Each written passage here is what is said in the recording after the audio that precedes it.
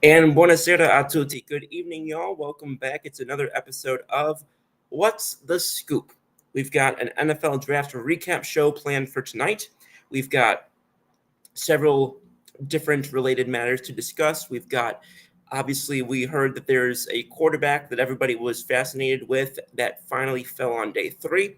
We've got a ton of different teams that went out and got quarterbacks. We got teams that went out and made some waves of their own, whether that's with a trade, whether that's with overdrafting or perceived overdrafting of players, whether that's with players falling to them, and just a million different things that both did and didn't happen that have people talking. And we're going to get into all of it in just a few minutes for the next 60. So, with that, everybody, when you jump in, if you have anything on your mind, anything you want to ask, anything you want to contribute, you know where to find me. You know how to jump in on that chat in real time, and I look forward to hearing what's on your mind, what you want to discuss, whether that's related to the draft or anything else. Obviously, we'll be talking some Major League Baseball as we always do. It's the NBA playoffs, so we're going to have a little bit of discussion about that. A game that just went final, which was a wild one between the Clippers and the Clippers and the Nuggets. I know that I've got some friends who were really excited about that. So we've got a ton of things to talk about today, but we are going to kick it off with the NFL draft. But if there's anything that you want to discuss, anything that's on your mind, any questions that you've got, looking forward to hearing what everybody's got to say and looking forward to being in that chat with y'all tonight for the next 60 minutes. Let's get right into it.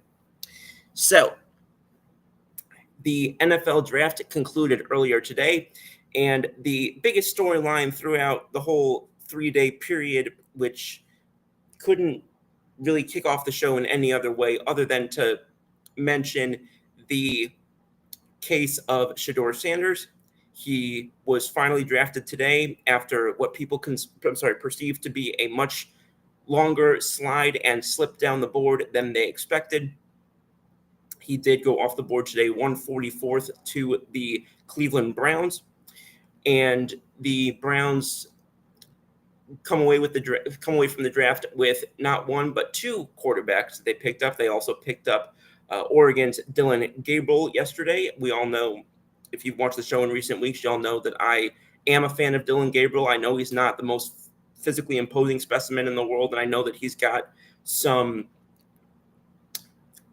left to be desired when it comes to mobility and things of that nature. But as they say, there's a lot of discussion about how on pretty much any other position in the NFL, you'll have some personality flaws or shortcomings or idiosyncrasies that will get overlooked for your talent. And at quarterback, it's often the reverse. You'll often get teams willing to value you higher if they are really in for your character, and teams that are willing to take you down a little bit on the board or off their board entirely if they are not. And we saw that, I think, a little bit earlier in the draft, where Cam Ward went first overall. By all accounts, he had great interviews. He had great things said about him and great things said by him in meetings and interviews and everything from the combine all the way back to his time in college.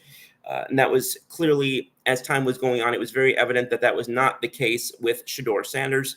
And there was everything from the comments by his father, Deion Sanders, about I'm not going to go here, or we're not going to let him sign there if that's where he gets drafted, or one thing or another.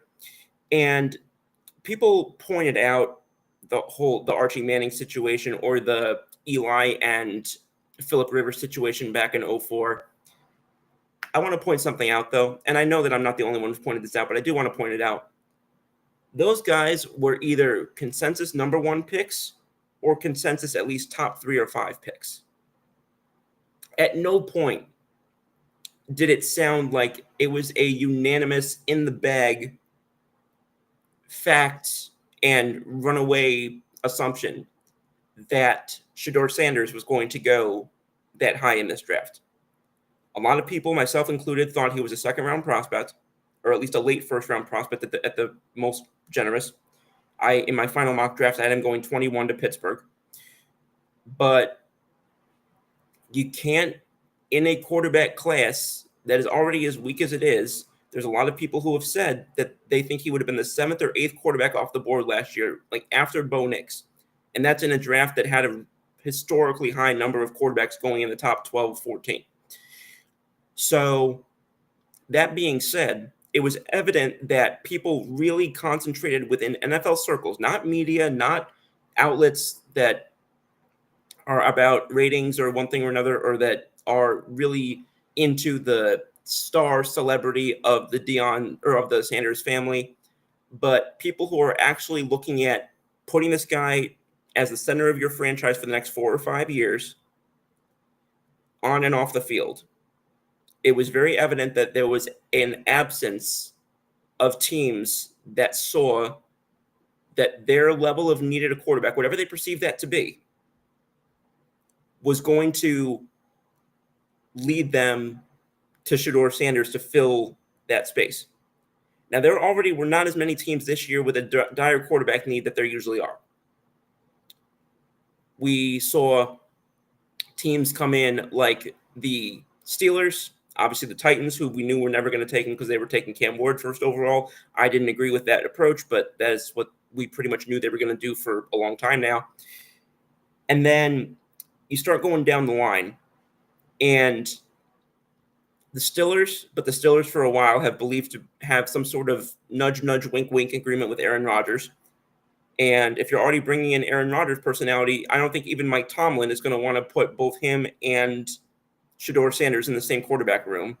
And evidently they seem to agree because they went D-line in the first pick with Derek Harmon, which I want to just take a side note real quick and say my absolute condolences and rest in peace to the mother of Derek Harmon. For those who didn't know, he was drafted by the Steelers, and almost immediately afterward, in his post-pick discussions with the media, basically said he's running to see his mom, who was on life support, and she passed away not long thereafter.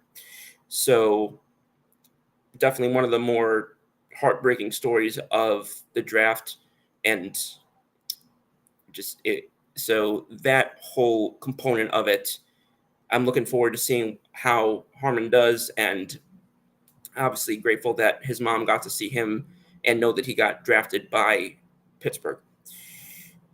Looking at that back to the more broad scope of the quarterback and NFL landscape, Tomlin is somebody who's considered he's a very well-respected coach, but he also is considered a player's coach. He's been willing to have some leeway with some big personalities, the Le'Veon Bells, the LeGarrette Blunts, the Antonio Browns, to varying extents. He's been willing to deal with some of that, like we talked about. But like I said, it's clear that quarterback is viewed in a significantly different light because you're not seeing that same approach, because the Steelers not just had the 21st pick, but they had several picks. And multiple times people thought that was potentially who they were going to get, and they passed them up every time. The Raiders multiple times were on the clock, including back-to-back at one point, and passed on them every single time. And they actually didn't even take a quarterback early on in the draft. And then you had teams like the Saints was another team that a lot of people were speculating on going into the draft. Another thing that didn't happen, they actually ended up taking Tyler Shough, which some people thought he was overdrafted, but did get taken. And so it was on and on and on. And I saw people saying, oh, this is a setup, this is a conspiracy, or a what was the word they used? Collusion by the NFL. I don't see how we can exonerate or absolve, or whatever term you want to use, Shedeur Sanders and Dion. It wasn't all Shedeur. Dion did not do Shedeur any service with some of his comments and some of his conduct the last few months. But it also wasn't a great look. I think it was day 2 of the draft. He's up there and he's got legendary written on like all these like things going on in his place. He made a comment being interviewed after day 1 saying something akin to, we knew this was not how it was supposed to happen. And I think that fed into some of the rub the wrong way vibe that he was giving to a decent number of teams, both in the media and individually in their own interviews. There were multiple coaches, including Brian Dable was one that went named. But there were several other teams who basically said he essentially punted on our interview. He basically went in and he didn't seem invested. He didn't seem engaged, and he didn't seem like he really was in any way invested in potentially joining that team. And that obviously for a team that's going to potentially commit at least 4 or 5 years of their future to you and to you as their leader, not just on the field but off, that caused him a lot of problems. So with this notion of this is a collusion or this is a conspiracy or collaboration or whatever the hell you want to say, how I'm failing to see how he should be victimized or absolved of responsibility for his own decisions. Nobody told him to go in there and punt on those interviews. Nobody told him to make, at best, questionable or controversial comments after round one. He basically was acting like he was a gift to these teams, and he wasn't doing that as a consensus first overall pick or even a consensus top 5 pick. He was doing that as a midday one at best in a lot of eyes, and evidently for a lot of teams, day 2 or later. And that is a bold strategy, Cotton, that in no way paid off for him. So there's all of those components, but that's been talked about to death the last couple of days. I'm going to pivot also over to the team situation side of things with the Cleveland Browns. So Cleveland, we're going to go back 11 years. The Cleveland Browns in 2014 drafted, they were sitting at 26, jumped up to 22 with the Philadelphia Eagles to draft Johnny Manziel. That selection and that decision to draft Manziel lasted him and them a whopping 8 starts at quarterback in the NFL for them, and only for them because he never latched on anywhere else. That season, they also started Brian Hoyer a good number of times. In the subsequent years, 2015 and onward, Josh McCown saw 11 starts. They had Austin Davis there for a little bit. 2016, the starts were kind of split between RG3 and Cody Kessler. 2017, they started rookie Deshaun Kaiser that whole season. That was that abomination of a year. Well, those are not exactly rare in Cleveland, but particular one, which led to them getting 2018 first overall pick and taking Baker Mayfield. Between the drafting of Manziel and the drafting of Baker Mayfield, the Browns started 10 quarterbacks. Hoyer, Manziel, Connor Shaw, Josh McCown, Austin Davis, Cody Kessler, RG3, Deshaun Kaiser, Kevin Hogan, and Tyrod Taylor. 10 quarterbacks in a 4-year span. And the one you drafted in the first round that started that time span was there for starting half a season worth of games. Then you have Baker Mayfield in there, who the only games he doesn't start for the entire time that he's there were the 3 games because he got hurt in 2021. And that was multiple different injuries. Every other game he started for that whole time that he was there. Then the Browns have the genius idea to go not only to try and get an upgrade at quarterback, which I think anybody is in their rights, their dominion, whatever you want to say, to at least explore if there's an opportunity to improve at quarterback position at any point. And then it goes public because Jimmy Haslam going to Jimmy Haslam that they want an adult in the room. Whoever that quote, the only person who was more insane then the one who made that quote is the one who decided to let it leak to the public. Because just by doing that, you're showing your hand that you're trying to get a new quarterback. You're risking, and you're dang well better get a new quarterback, because now you've pissed off your old quarterback and he wanted to trade.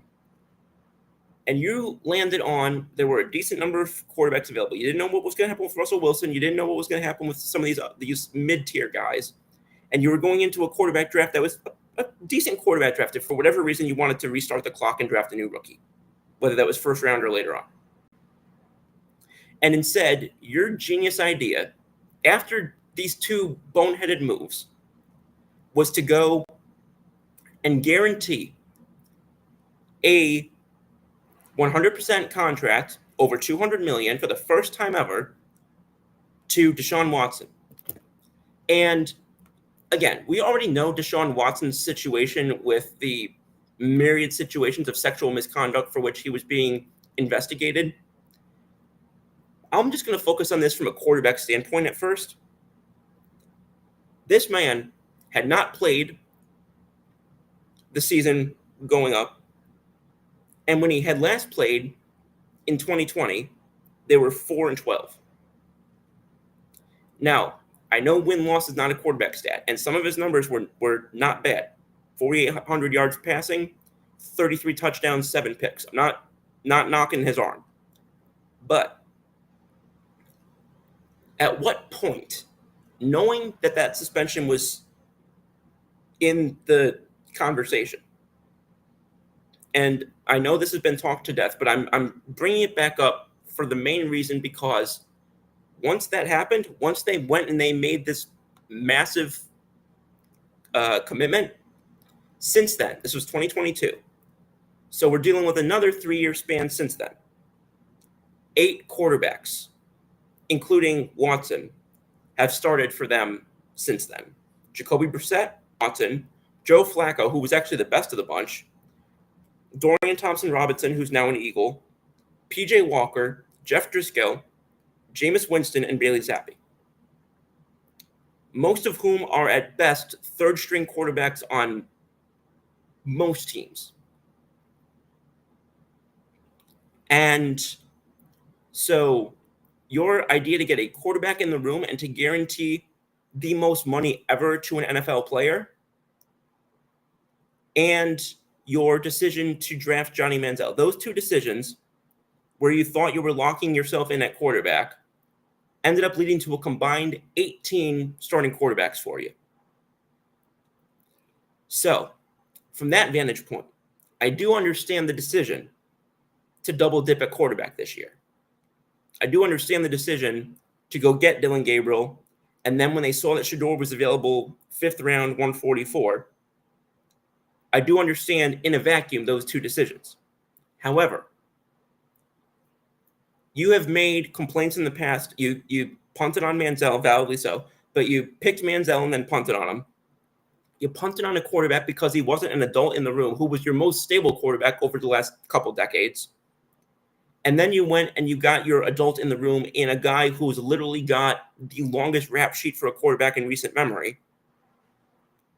And now your decision is to bring in a quarterback who literally was taken off of many teams' draft boards, who was pushed down as a second-round talent by most people, a second-round talent down into the 5th round, because even teams that did need quarterbacks, even though there weren't many, even teams that did need quarterbacks, were just saying, we ain't going to touch this guy. And people, some of whom were on record, some of whom were anonymous, but some of whom were on record, were talking about how terrible he was with interviews and meetings and whatnot. I just don't understand where the Browns get off coming and making these big theatric statements about how important leadership and character and whatever is, and then making some of the most insanely misguided and incongruent decisions with regarding who they're bringing in at quarterback that are possible. So that part I don't understand. And I still struggle to understand that. So since the decision was made to draft Shedeur Sanders. I've probably had 10 different schools of thought about this. 5 of these are optimistic and 5 of these are pessimistic. I do not know where I land on this right now. Because my initial reaction was what I just said about Shedeur and how this is, just completely incongruent of one thing or another. Another thing I can say, them drafting him and Dylan Gabriel and having drafted Dylan Gabriel first, they might be able to look at Shedeur and say, hey, you're not guaranteed anything. I don't care what your name is. You're a 5th-round draft pick. And you weren't even the highest quarterback or the highest taken player at your position here, this draft. So you better get your ass out there and compete with everything that you have. Because if we can get rid of this is the same regime that got rid of guys like Manziel and so if you can get rid of a 1st-round pick, it is no sweat off their back to get rid of a 5th-round pick. And they went and they made the trade in the very beginning of the draft to get or trade with the Jaguars that let them go up and get Travis Hunter, and then the Browns jumped down and got Mason Graham. But they also added capital in the beginning part of next year's draft, which is considered to be a much more enticing, I'll say, at least in this part, which obviously a lot can change in a year, but at least now looked at as a much more enticing quarterback class. So you've got 5 quarterbacks in there right now because you've still got Watson, even though they're going to do whatever they can to sever that relationship. You just brought back Flacco, and you brought in Kenny Pickett from the Philadelphia Eagles. So perhaps what they're doing here is structuring things in or bringing somebody in that they think we've got the system now, and I don't mean system like on the field, but we've got a structure now where we can try and coax the most out of him possible and get him to basically humble himself, which I'll give him credit too. When he was drafted by the Browns and in the hours since, a lot of people have said this is a different attitude from Shedeur. Now, again, it's the day he's drafted, it's only a few hours. That's only a sample size that's, however significant. But it is a sample size. And I do want to give credit where credit is due, that whether it's the heat of the moment or whether it's a genuine reckoning over the past couple days, he does appear to have gotten humbled to some degree. So I wonder if that's part of the idea here for Cleveland is if we can get this guy for his talent, because again, take the name out of it, a 2nd-round quarterback in the 5th round, that's by any measure, that's going to be considered a steal. So I wonder if having brought him in when they also had already picked Gabriel, which I know nobody's looking at Gabriel as a future star or anything like that, but he does have fans among people who follow the NFL, myself included.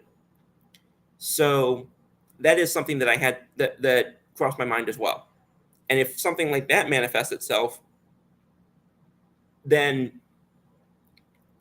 they're in a position where if it works and they get the best out of him, then they look very smart for double dipping at QB. And if it doesn't work, then they've got Gabriel, and they've got plenty of ammunition at the top of next year's draft, where if it doesn't go well with Shedeur this year, provided he starts most of the games, if it doesn't go well with Shedeur this year, they should be picking twice high in the draft anyway.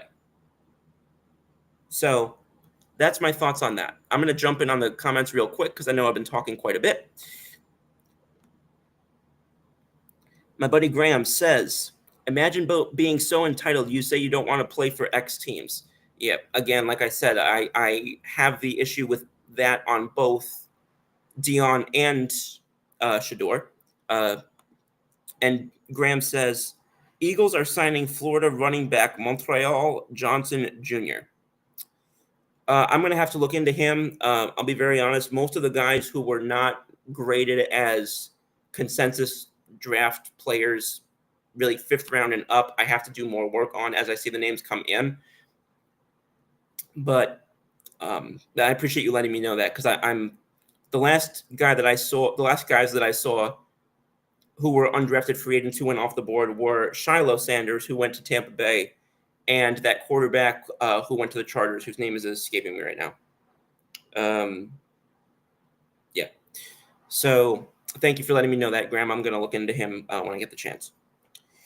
And with that, now that I've gotten my Cleveland portion of the show mostly wrapped up, I'm sure I'll be referencing it again at some point.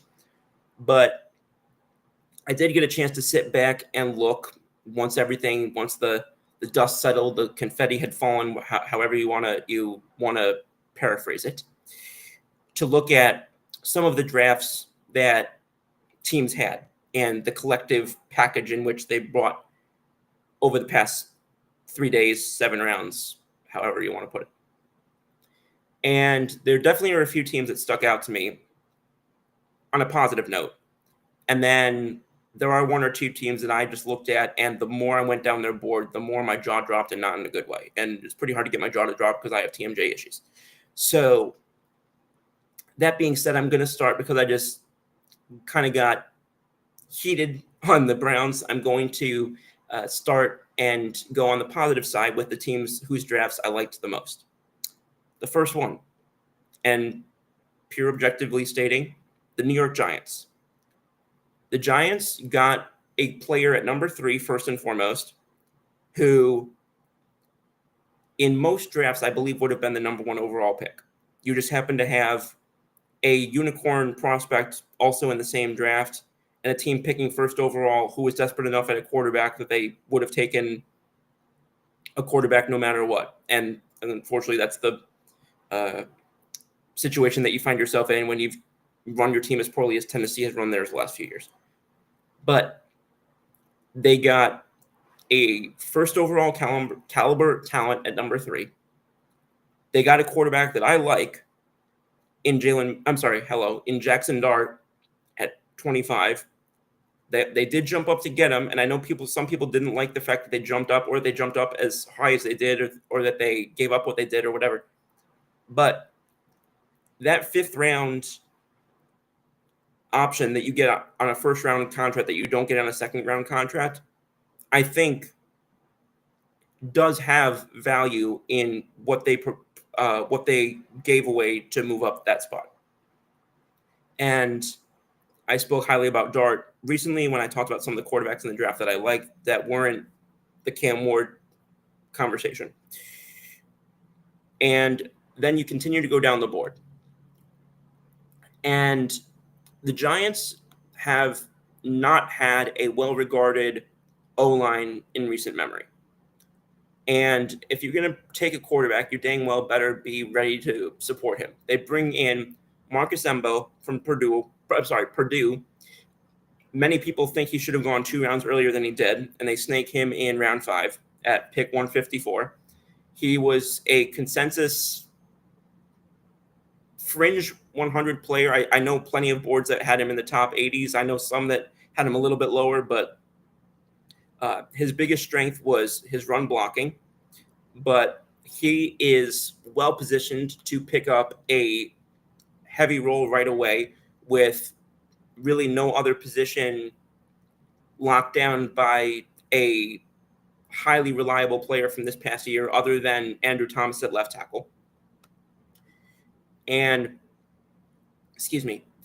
he has been consistent over his time at Purdue, and he has been, it's just a perfect match, I think, of need, position, value in the draft, and how they'll be able to utilize him.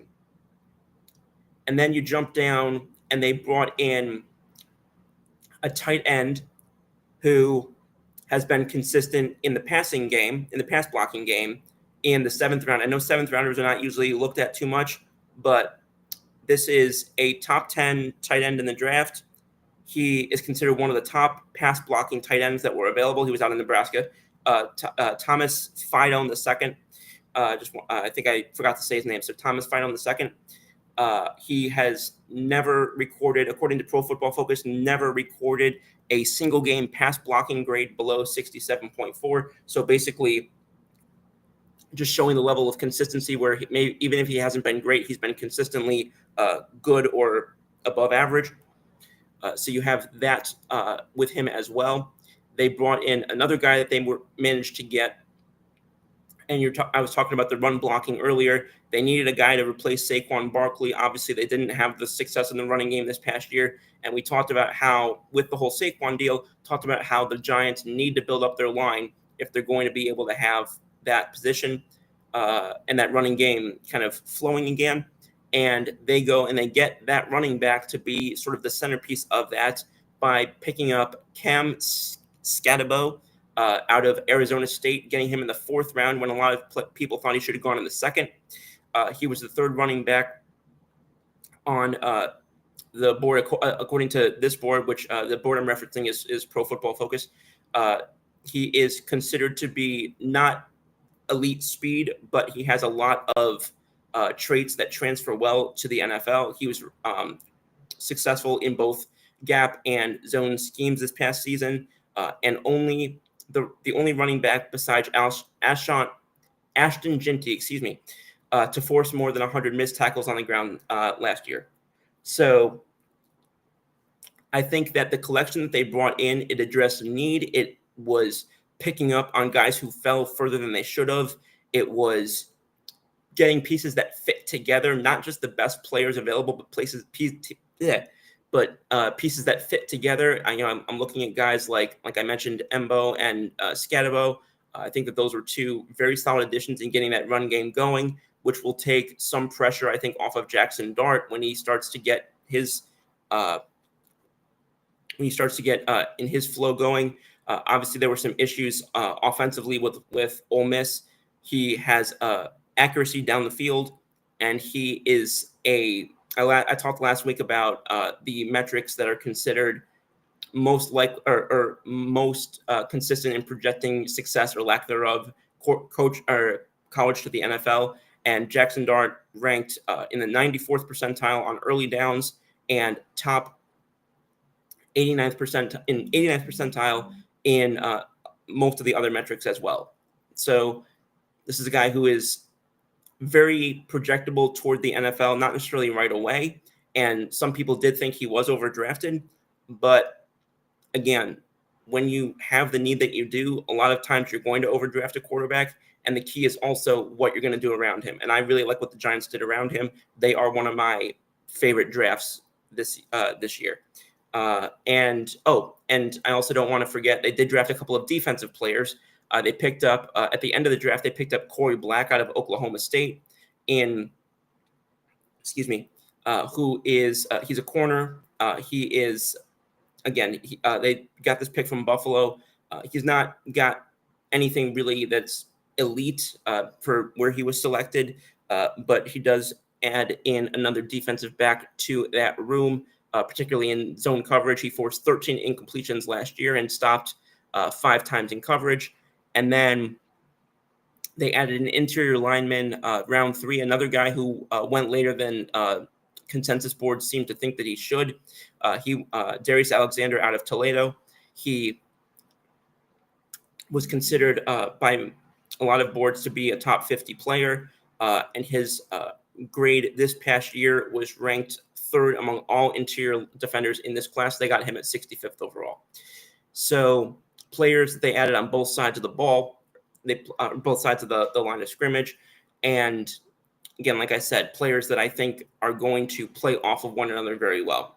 So I was excited. Well, as an Eagles fan, I'm not that excited, but I'm happy for the Giants that they were able to make the improvements that they did, and I think that's going to be good for the NFC East rivalry this coming season. Another team whose draft I really liked, the New England Patriots. They started off the draft with Will Campbell at number 4, which is what some people, including myself, thought was going to happen. They took care of the defense a lot in free agency, so they had to give Drake May more weapons in his toolbox going into this season.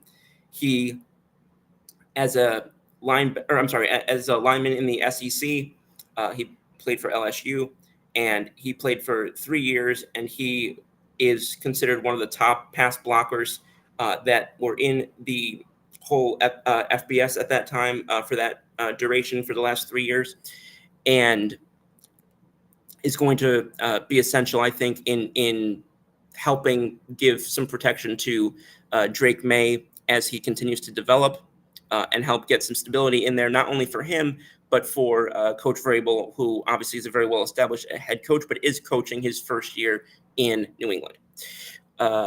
They went on later to a guy that some people thought was going to go higher, some people thought was going to go lower, but they got a big back in Trevion Henderson out of Ohio State. He was in the top in the 40-yard dash, vertical jump, and broad jump. He is considered somebody who has ability to make big plays, who has ability to expand the game on the ground. He's got agility. He's not the biggest guy in the world, but people think that his ability out of the backfield and his ability when it comes to sort of his intangibles are going to help perhaps not override that, but make up for some of that as he slides in next to Ramondre Stevenson. Later down the line, they continued addressing the offense in the third round. They brought in Kyle Williams out of Washington State. He's a versatile receiver who has ability to be a downfield threat, but also has the ability to go out wide. He is first in this year's draft class in yards after the catch per reception, and he was considered to be drafted around where he went. Not long thereafter that, they went back to the O-line and drafted Georgia's center Jared Wilson. He has not been a starter for very long, but in the time that he's continued to progress over the last couple of years. Went from starting 8 games in 2022 to 9 to 12 this past year, and graded across the board, graded highly in pass blocking, zone, run blocking, everything that you really could have asked for. He's been compared to guys like James Daniels. The scouting report on him is wanting him to improve his anticipation with more snaps, but saying that he has excellent movement skills and is able to not only down vertical, but laterally as well, and having the ability to match up well against bull rushes with his anchoring ability. So there's definitely some work that they're, I'm sure, projecting there. But he also has high-level movement skills. He was one of the top players in game athleticism score, which is something that's being increasingly used to project players' athletic ability in the NFL.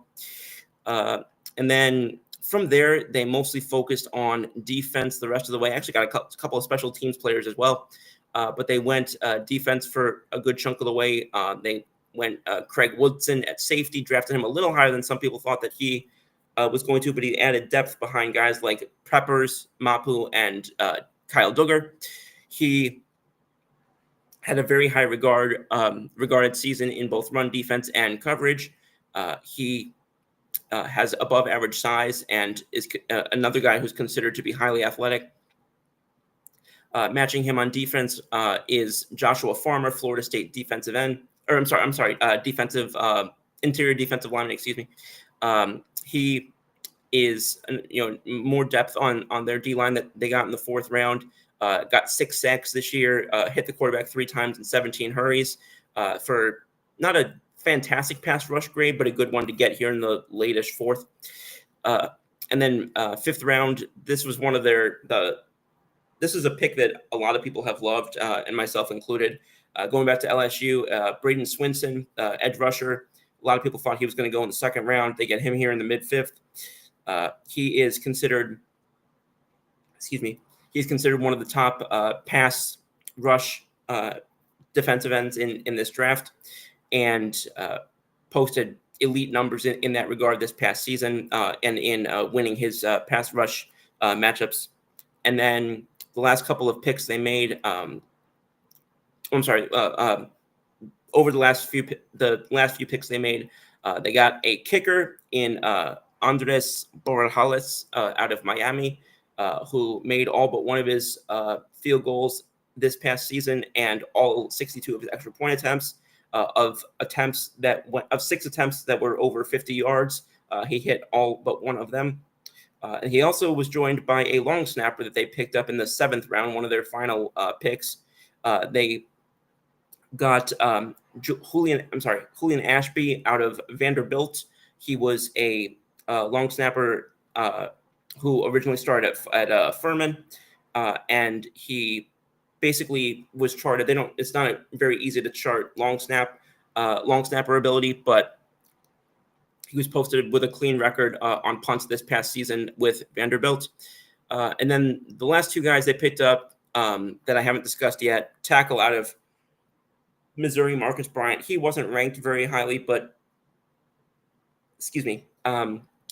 he is considered to be somebody that you can kind of match up in different places on that line. He started at Southern Methodist and then moved over to Missouri, which is where he tackled or set up at tackle opposite Armand Membu. And he was able to have decent success both as a pass blocker and run blocker. And he has a high number of snaps at both left and right tackle, so it gives them versatility of what they're able to do with him.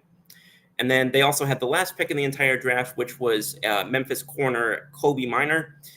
He has a sub 55% completion rate in each of the past 2 seasons. He spent 1 season with Indiana and 1 season with Memphis. He didn't allow an interception and forced 9 incompletions among those 2 seasons. So, again, like I said earlier, just I think top to bottom, there are 2 drafts, the Giants and the Patriots that I think just were absolutely top to bottom. Again, it's easy to, I think people say, it's easy to win the draft when you've got one of the first couple picks. So that's why I wasn't as interested in looking at a team like Tennessee, because I knew that Cam Ward was the guy that they were expected to get. So I was curious what some of the later teams did. And again, I know that I still picked 2 teams that were picking top 4, but I was most curious for what they were going to do playing off of those guys. And I really like what the Giants and the Patriots did playing off of those picks and how they supplemented them and added as the draft played on. I don't know if I would necessarily say this is my 3rd favorite, but it definitely is a draft that I really thought was underrated. That's the Las Vegas Raiders. So they started out with Ashton Ginty, who some people at the very end thought could have even come off the board in the top 5. He instantly bolsters a running game that was among the worst in the NFL this past year. He forced more than 50 missed tackles, more than any other running back in the FBS last year, and was the only one in college football who had double-digit touchdown runs of 20-plus yards. Followed that up, they got they got a wide receiver in the 2nd round in Jack Beck from Texas Christian. They were able to get him. He was big in the Senior Bowl game. He's going to be another toy for Geno Smith to play with offensively. He's got high regards on his hands. He's got strong. He's considered to be somebody who had strong potential early on. He did have some injuries the last few years, but his senior year, he had over 1,000 yards and 9 touchdowns last year. So he adds somebody that Geno can match up with well in the passing game. Next pick they made was Darian Porter. Some people saw him as a 2nd rounder. They get him in the 3rd. Somebody who is expected to impact the game not only on defense but on special teams. He actually used to play wide receiver and is one of the biggest and longest players across the board in this draft. He's got a lot of experience also in track, and that is also helping with his athletic transition and development on the football field. Some people weren't a huge fan of the next pick, Caleb Rogers. Which I don't think is, I think some of that's a little bit overstated. He still graded well pretty much across the board, or at least average across the board in run blocking and zone and all of that. He was most highly regarded in pass blocking He continued to. He didn't have quite as strong of a year this year as he did last year. However, he also played more snaps this year than he played last year, so some of that's going to even out a little bit. He got hurried and gave up one more sack than he did the year before, but remarkably better numbers than he was posting early on. So I don't hate this pick as much as some, or don't dislike this pick as much as some people do. Going back, they doubled down here, back-to-back picks on linemen. They went with Charles Grant out of William and Mary, who who's graded well with lateral ability, particularly on run blocking. So that's going to help. And that was another thing about Genty. Like I talked about the Giants earlier with regard to how they were going to be able to, sort of help the cast of characters and kind of build on one another throughout the draft, build on what each player would need to help them succeed. And I think they really did this here with the guys that they brought in, because they had not great things to write home about in the past in their line and in their blocking ability. So they brought in some help there. They brought in another wide receiver in Dante Thornton, who had a breakout year this past year. He got significantly more wide snaps and fewer slot snaps than he has in the past, but he matched that by having 26 receptions on 34 targets. He got over 600 receiving yards, and his yards per reception was the highest mark of his career as well. And he had 6 touchdowns after having just one in each of the previous 2 seasons.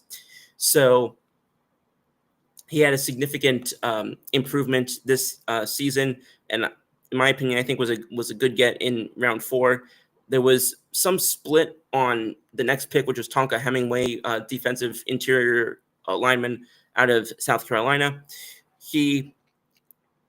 There's some discrepancy on where he's going to end up playing, but he did have a solid performance this past year in pass rushing, but also the year before as well. So the jury's still out a little bit on where he's going to play, but I think that was a solid get in the 4th round. Maybe could have seen teams thinking that he'd be better off going in the 5th, but I don't dislike that pick the same way that others do. The next pick came out of my new home state of Mississippi, so shout out to Mississippi, shout out to Ole Miss, one of the few times I'm going to say those words, but and I apologize if I mispronounce this. JJ Pegu, I couldn't find how to pronounce that, but he was very well-rounded and well-regarded defensive interior lineman. He rated even higher against run defense than he did against than he did as a pass rusher. But to get both well-regarded to this extent, especially in the 6th round, I thought was a very solid pick for them, especially for a team that has been struggling recently to get the full extent of their defense right. And then I talked earlier about going quarterback twice in the same draft. How about going quarterback twice in the span of 3 picks, which is what the Raiders did toward the end. They got Tommy Mellott out of Montana State, which I didn't know was a school. He is somebody that a lot of people believe is going to transition away from quarterback to a different position, whether that's wide receiver or running back. There's a lot of people who think that he, as an athlete from the FCS, could have some ability to pivot to somewhere else and play up his value there and his athletic and speed ability there. And then right after that, they went another FCS quarterback from North Dakota State. In contrast, he had a very well-regarded passing season both this year and the year before. Some people thought he could have been an undrafted free agent, but evidently the Raiders saw a good amount in both of these guys. One as kind of as polar opposite type of quarterbacks to go and get him here. And then they wrapped up the draft in the 7th round by getting linebacker out of Minnesota, Cody Lindenberg. According to Pro Football Focus, he was the 14th ranked in this draft. He's highly regarded as a run defender. Had a breakout game against Rutgers week 11 with 7 run stops out of 25 that he had over the season. Not rated as highly in coverage. However, he did not allow a touchdown during when playing in coverage throughout his collegiate career. So those are three, I guess, of the drafts that I definitely really liked. Again, I don't know if I would necessarily rank them 1, 2, 3, but three drafts that I definitely really liked. Probably would say the Giants were my highest ranked draft. But there's a lot to like for me about the Patriots draft. A lot for me to like about the Raiders draft. So just want to specifically highlight those three teams. And then on the other side of the coin, what in the world is going on up in Cincinnati? They started out with an edge rusher that a lot of people had going in the second round, which I know that they were looking for a successor potentially to Trey Hendrickson, but they went Texas A&M edge rusher Shedeur Sanders, who, while he definitely had a, I guess, breakout season this year, as a run defender, he's got very high grades. He does not have very high grades in the passing game. So to go with him on the edge in the first round, where he did, was kind of surprising to me. In fact, so just to give an example, he was compared to Dietrich Wise Sr., and a lot of people were touting him as a second day pick. Excuse me. Dietrich Wise Sr. is currently on the Commanders. He spent most of the first few years of his career having been a fourth rounder with the Patriots. He was part of that Super Bowl 53 team. 314 tackles, 34 sacks, 5 forced fumbles. And again, I know these are two different players. This is just a comparison, but not exactly what I'm looking for as a mid-first round pick, personally, especially if you're that graded one-dimensionally of a player at your position. Next pick, they went Demetrius Knight as a linebacker. He got very high grades pretty much across the board. He was shown a little bit and comped to Bobby Okereke. There was well regard for his processing. There was strong regard for his length and his mentality. One of the biggest knocks against him was his sort of playing with your hair on fire and the fact that he is going to be one of the oldest prospects in this class. I didn't really dislike this pick because I think that he's kind of a jack of all trades type of player. But then you start going down the list. You get Dylan Fairchild, who some people think was taken not 1 round too early, but 2 rounds too early. I know that they were looking for a situation because Joe Burrow obviously seems to be getting injured every single year, and he just made a comment in the last couple of days about how he believes that he was I think it was phrased as he was contemplating his football mortality. So bringing in somebody who, I can see the logic there, but then you bring in a couple of the other guys like Rivers and Taj Brooks, and I don't know. There seems to be a complacency almost with some of the picks that Cincinnati was making, where they at no point did they really get somebody who was really thought to be the best player available at that position. And again, I know that fit is more than BPA, but I mean, a lot of Georgia, there were multiple Georgia players, even who went ahead of him. And then you go down the list, and Barrett Carter out of Clemson, he was, he's gonna go and try and get playing time along with Jermaine Pratt. He had been part of the Clemson defense for a few years, but hasn't kind of been able to reattain some of the heights that he had as a sophomore. His run defense grade was high this year, but I don't know. They're just and to go with and I know it was a 6th-rounder, but to go with Taj Brooks, a running back, when you're struggling to even keep your quarterback upright for several years, and we just saw last year the fact that you've really got to have the O-line cooking to build up any sort of a long-standing running game. No pun intended on saying long-standing. But I thought that the Brooks pick, and again, I know it was a 6th-rounder, but I thought the Brooks pick was early for him. I thought that it didn't make a lot of sense based on the fact that I have questions about some of the earlier guys that they drafted on the O-line. I like the Barrett Carter selection to a decent extent, but I just, compared to some of these other teams, I feel like a lot of teams got at least arguably better, but some of these guys are more just project more as depth pieces. You have guys, I mentioned Fairchild. He was somebody who did not project well, really even above average at anything that projects, that's used as a projectable to from college to the NFL game. Those statistics and ratings that are often used to see how your game's going to translate from college to NFL. He rated at best kind of middle of the pack in most of those, which is not what I'm looking to see for a 3rd-round pick and a lineman who's my first lineman drafted when I've had the disaster of an O-line ability to get and lack of ability to get the O-line right for so long. So I really was not a lover of Cincinnati's draft, really up and down.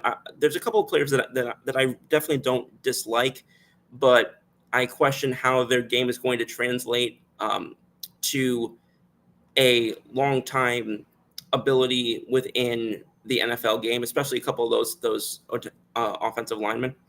So, again, a couple of teams that I absolutely love, but that one. I also had some questions about the San Francisco draft. I thought that a couple of those selections that were made, I saw that. I think that just, and I know it's hard with San Francisco because for a while they were considered to have the most talented roster in the NFL, or at least in one of the most talented rosters in the NFL. And with that, you're not picking particularly high in a lot of cases. So getting the best of the best talent is, usually going to be out of your control. But there were just some picks, and I know I was not the only one saying this. There were some picks, and I think that they could have gotten better than Michael Williams in the 1st round. I thought that Alfred Collins could have was not really the best pick they could have gotten for interior D-line at that round. Especially with the not the greatest passing record or passing numbers on his record. Nick Martin, similarly, a lot of people forget about 3rd round. A lot of people had him much lower as a late day 3 pick, and he went 3rd round. A lot of people weren't thrilled about his size, especially with the fact that he just had a season that he was, banged up for a chunk of 2024. Followed that up with Upton Stout, which, aside from the myriad of alcohol-related jokes that it led to in the draft coverage that I was following, he does have versatility. A lot of people love his intangibles. He's expected to be a nickel safety, but there is a expectation that he can impact the game both pass and rushing. So, we'll see what happens with him. CJ West got a lot of love after being transferring from Kent State to Indiana. Well regarded as both a run defender and a pass defender as an interior lineman. So that was one pick I did like. You had Jordan Watkins, who on several draft boards that I looked at wasn't even ranked as like a draftable player. And then you had Marquez Siegel. I apologize for mispronouncing a couple of these names. Projects as a nickel corner who had his best performance as a run defender. Somebody who, again, a lot of boards that I saw had him rated as either late day 3 or not drafted at all. I did like the Curtis Rourke selection as a backup quarterback, potentially to Brock Purdy. But again, that's a 7th round pick on the heels of basically almost half a dozen picks, if not more, that I was just really thrown by. So that hour flew by. Holy smokes. We got a comment jumping in from Cody Wild saying Giants taking Abdul Carter was good. Him and Dexter Lawrence sound scary on the D-line. Couldn't agree with you more. If you go back a little bit earlier in the show, I considered them perhaps my favorite draft my favorite selection from the draft based on teams. I'm trying to figure out how to better phrase that. I thought the Giants had the best draft of any team from round 1 through 7 is what I'm saying. So I very much agree with you on that, but I also had very solid things to say about several of their later picks, including their second first rounder, Jackson Dart, the quarterback. And with that, all right, we are now past the buzzer because when it comes to draft time, every week I don't know how to stop talking, but especially when it comes to draft time, I don't know how to stop talking. We had some decent viewership numbers tonight, guys. I really appreciate that. Appreciate my buddy Graham was talking to you earlier. Appreciate the others who jumped in. Had Cody Wild, which I think this is the first time I've seen you, and appreciate you jumping in. I know that there's a lot going on in sports this week, but had a blast getting some of my Cleveland and non-Cleveland related post-draft thoughts out.